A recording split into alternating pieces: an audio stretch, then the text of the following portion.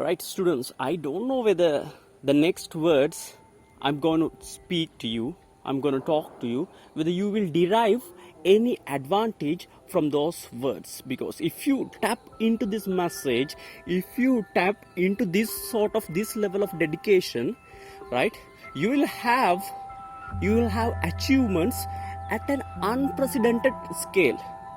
But mind you, the journey I have come to become Sri Lanka's #1 HND in English instructor, who is instructing all the 33 plus diversified HND in English academic modules plus the final year research, including the final year research, right? When I was a child, a teenager like you, there was no stable financial background in my family. My father, my mother, they were poor, right? There's no need to be discreet about that. I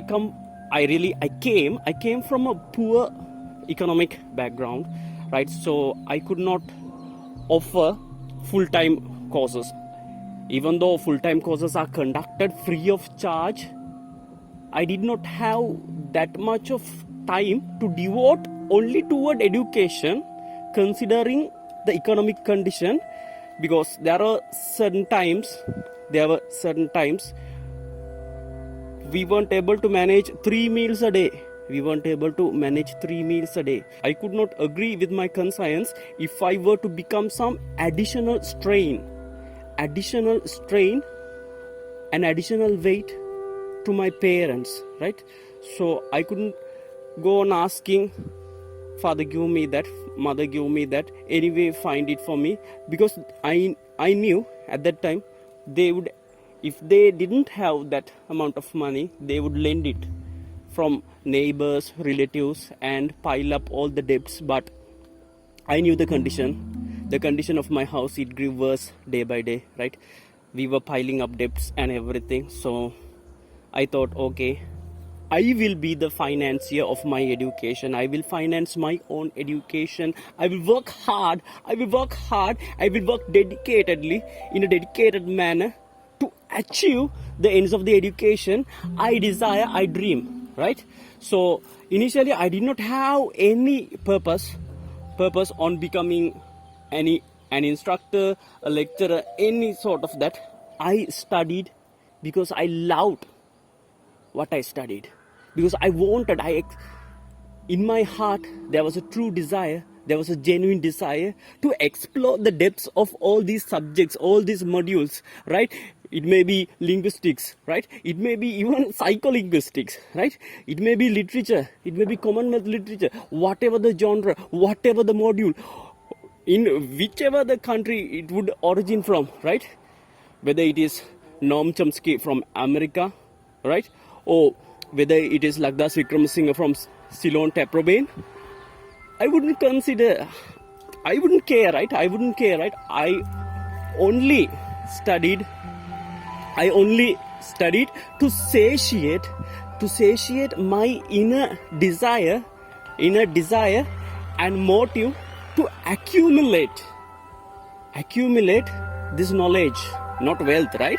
To accumulate knowledge. And in doing so, I changed my life accordingly.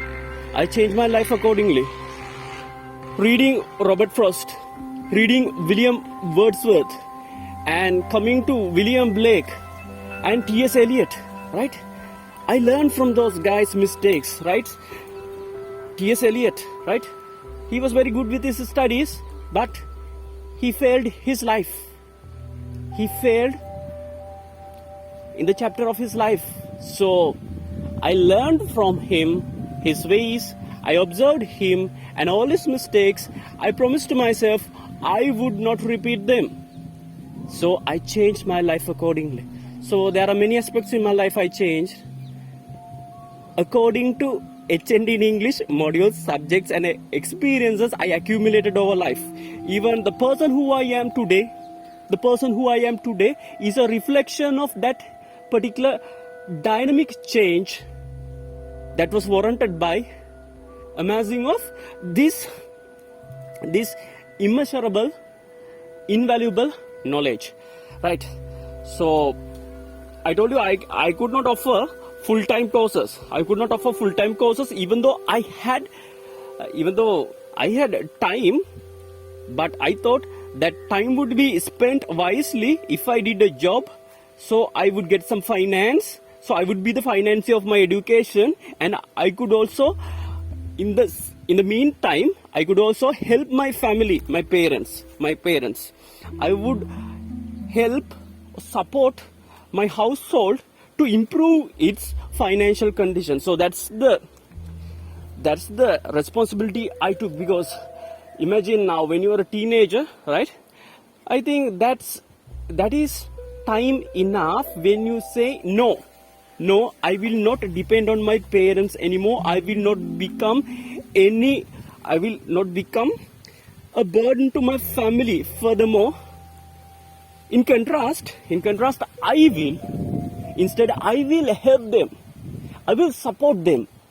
I will work toward the financial stability of my household. So that decision I took, right? I supported my household as well, and I financed my education as well. So I had to take on part-time, and I had to work, right? Imagine my shift it started early in the morning at about 6 a.m.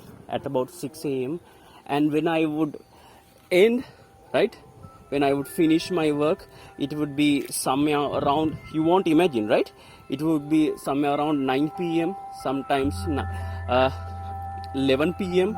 Anyway, 10 p.m. was the norm, right? It was the average. So I did a job. I was employed in the field of accounting, right? I did an accounting job.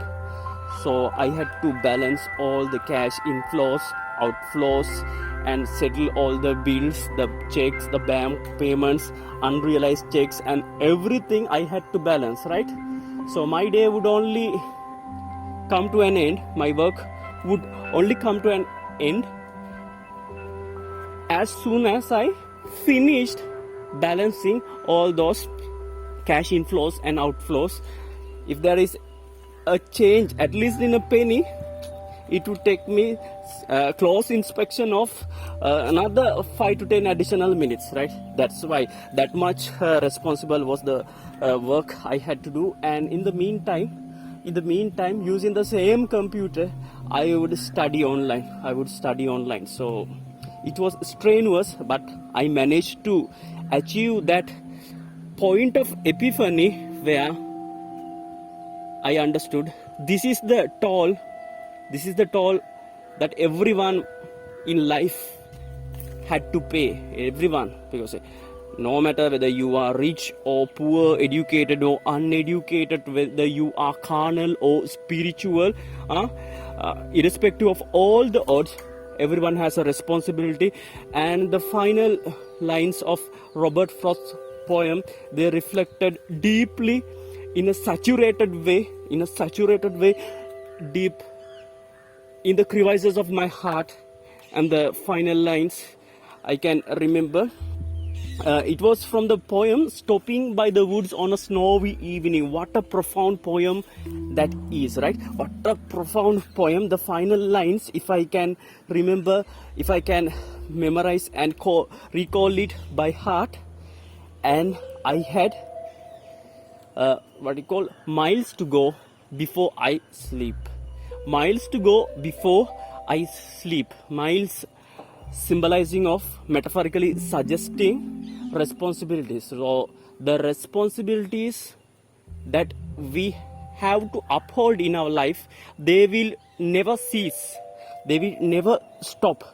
Once you complete one responsibility, you will be shifting to another greater responsibility. With great power comes great responsibility. I think that is the motto of the Spider-Man movie series, right? With great power comes great responsibility. And when you grow in age, you'll have to bear even greater responsibilities, right? Now I am Imagine now you are single, you are a student, you are a child, then you can, depend on your parents. But when you marry, you'll have to feed your wife, look after your wife. And when you have children, you have to care for your children as well. So when you grow in age, you'll have to dispose of greater responsibilities at varying degrees, right? At varying degrees. So my message to you is, no matter in which stage of life you are, right? No matter your caste, your creed, your religion, right? Anyway, be attached to one religion, right? Be attached to one religion, because you cannot be one person and eat from all the cakes, right? Then you will get constipation, right? You will get a constipation, right? Eat from one single cake, because I don't know, in whichever direction your spiritual life, it need to grow and prosper. A strong spiritual base will promise solidarity in your worldly achievements, right? If you have a good spiritual base, you will have a good worldly grounding, right? Because all the blessings and spiritual strength you draw from your spiritual father. Right, so the message, I think I have conveyed my message. I wanted to water the seed of motivation into you, water the seed of responsibility in your life, right? No one will take a pen, no one will even lift a pen, right, to write your autobiography, to write your biography, right? You need to write your own biography, your life's journey. And when you are writing it, if you run out of ideas, that means if you are short of achievements, my goodness, that book won't be successful, right? It won't be worthwhile reading for any other person, right? So dream big, achieve big, right? If you want to achieve big, you need to have more power. More power comes from spiritual grounding. So develop spiritually before you grow carnally, right? World-wise, feeding your eyes, feeding your ears, feeding your nose, feeding your body, that every ordinary average human being would do. But we are different from them, because we have tapped into education, a source of education that would bring spiritual awakening. If you read James Joyce, Dubliners, the short story collection, Dubliners, right? There is this word epiphany.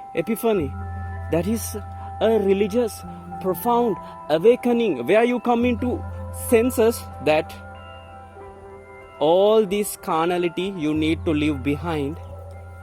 Only if you are spiritually awakened, you are really motivated. You can watch all those motivational videos on YouTube, on Netflix, and whatever the streaming platform they would be offered to you. But it's like charging your cell phone, right? Today you may charge it, right? Within today, it will get depleted, right? So the requirement to charge it over and over again rises. But if you get spiritually charged, it will produce lifelong battery power for you to continue in whatever the field, for you to establish in whatever the field, for you to prosper in the field of your choosing, right? So this is a profound message. I don't expect at least 15% to tap onto this message. But if you can tap onto this message in a disciplined way, if you fully realize it and you fully come into terms with your mind to implement it, more power to you, more power to you, more power to you.